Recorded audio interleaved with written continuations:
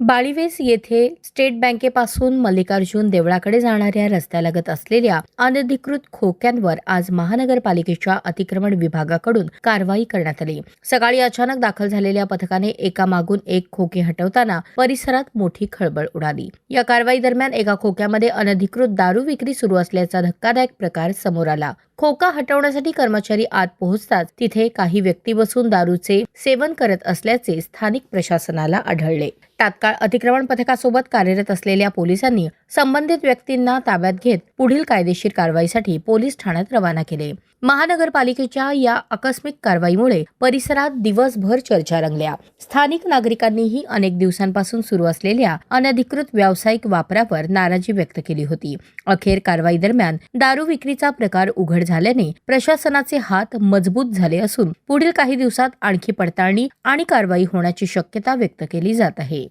अतिक्रमण विभागाच्या अधिकाऱ्यांनी सांगितले की सार्वजनिक रस्त्यांवर अनधिकृत खोके उभे करून केवळ अडथळे निर्माण होत नव्हते तर गुन्हेगारी प्रवृत्तीला वाव मिळत असल्याचे स्पष्ट झाले आहे। पुढील काळात अशा कारवाया अधिक कठोरपणे राबवल्या जातील अशी माहिती अतिक्रमण विभागाचे प्रमुख जे.बी. बनसोडे यांनी दिली। आज दिनांक 6/12/2025 रोजी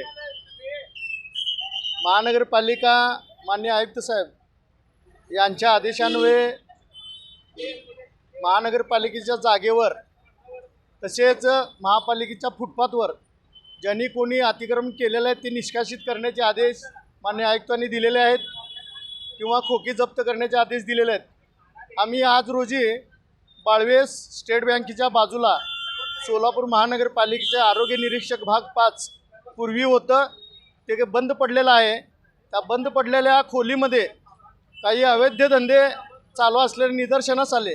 आमची अतिक्रमणची कारवाई करत असताना अतिक्रमणच्या कारवाईच्या खोके काढत असताना त्यामध्ये जवळजवळ 10 ते 15 लोक दारू पीत बसलेले दिसून आले। त्यानंतर आम्ही पोलीस विभागाला म्हणजे फौजदार चौडी पोलिसांना आम्ही सूचना दिल्या की निवेदन दिलं आणि त्यांना सांगितलं की इथं अशा ठिकाणी अवैध धंदे चालू आहेत।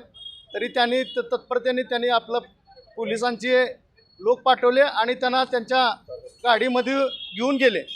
त्यांच्यावर जी काय कारवाई होईल त्यांच्या कलमानुसार होईल। परंतु सोलापूर शहरामध्ये विनाकारण महानगरपालिकेची जागा आणि ऑफिस बळकावण्याचं या लोकांनी केलं होतं। त्या लोकांना त्यांचं खोके या ठिकाणी मी निष्कासित केलेले आहेत।